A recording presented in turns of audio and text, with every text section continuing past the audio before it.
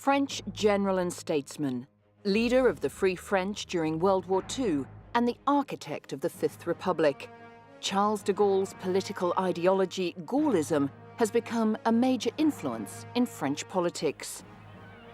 De Gaulle grew up in Paris, the son of a teacher, but chose a military career and served with distinction in World War I. During the 1930s, de Gaulle authored books on military subjects criticising France's reliance on the Maginot Line, a fortification built before World War II to protect France's eastern border.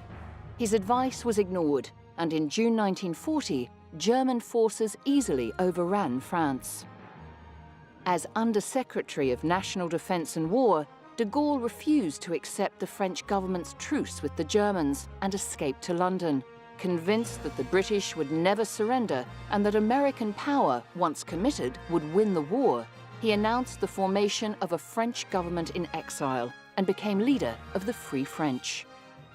On June 18, 1940, on BBC Radio, he insisted that France had only lost a battle, not the war, and called upon patriotic Frenchmen to resist the Germans.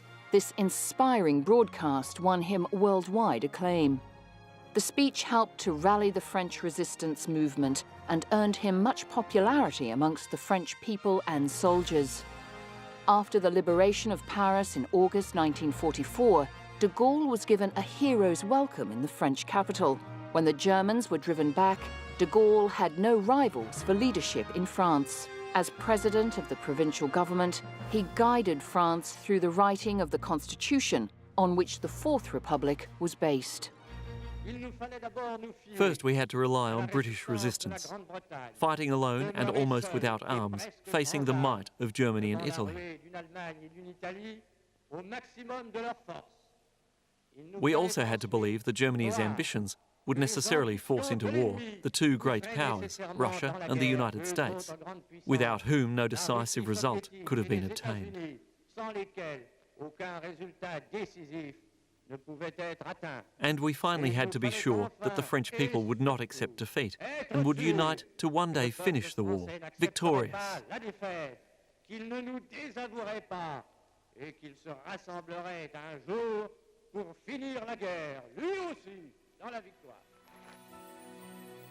At the liberation of France following Operation Overlord, de Gaulle quickly established the authority of the Free French forces in France, avoiding an Allied military government for occupied territories.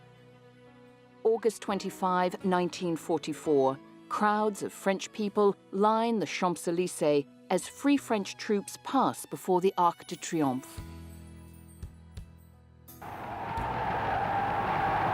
Le Québec.